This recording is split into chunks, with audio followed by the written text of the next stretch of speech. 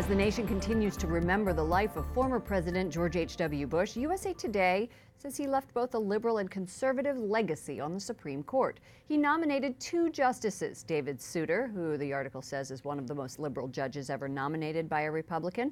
He defended the right of women to have an abortion and retired in 2009. The second pick was Clarence Thomas, who is a pro-life supporter and a practicing Catholic. Joining me now is Bob Cusack, editor-in-chief for The Hill. Bob, welcome back to our broadcast. Hey, Laura.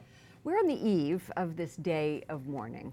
We look back at the legacy. I'd love your thoughts on the tributes you have seen to date. Vice President Pence, Paul Ryan.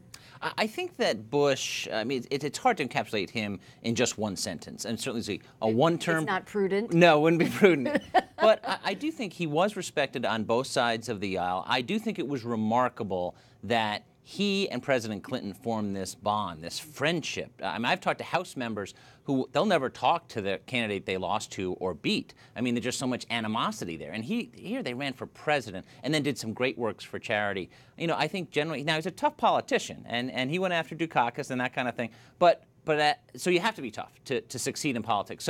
But I do think he was a respected and revered figure. You mentioned Dukakis. There are other instances in which Politico is referencing and saying, is history being too kind to George H.W. Bush? And they mentioned the racially charged Willie Horton ad that questioned Dukakis' toughness on crime. Yeah. He questioned the patriotism of Bill Clinton during that election. I'll ask you the same question.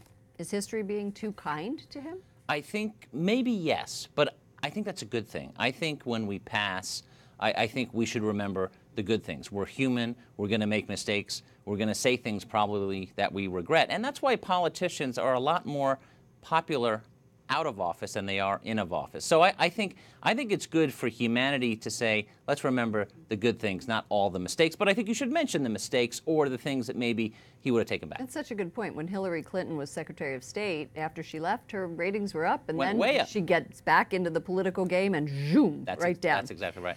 What can politicians of today learn from him, from George H.W. Bush, about bridging divides based on his talent for building relationships? Well, I think it's such a different era that I don't think that politicians today are going to learn much from it. I just don't. I mean, I just think that the deals that they struck, even in the 1990s on the Balanced Budget Act, Bill Clinton and the Republican Congress, and the deals that Bush struck, especially on no new taxes, and he agreed to raise taxes, where he flip-flopped, and it hurt him in his re-election bid.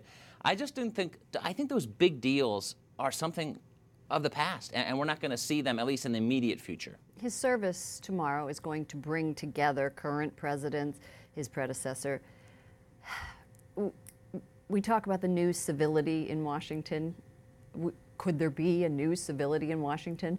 And the answer is always no. So I'll ask it again. Could there be a new civility in Washington because of this funeral that's bringing people together? Or after that, will the lights flip and it'll be business as usual? I think it's going to be business as usual. Of course it is. Yes, I hate to disappoint. I know. I just think you see these things, whether it's political violence, Steve Scalise getting shot, Gabby Giffords, and now things are going to change. Unfortunately, they haven't changed, and I think it's going to continue. But at least for a few moments, that we're not fighting over the political fight of the day, the border wall, that we're giving tribute to someone who's really a great man. Bob Cusack, editor-in-chief for The Hill, thank you so much. Thank you.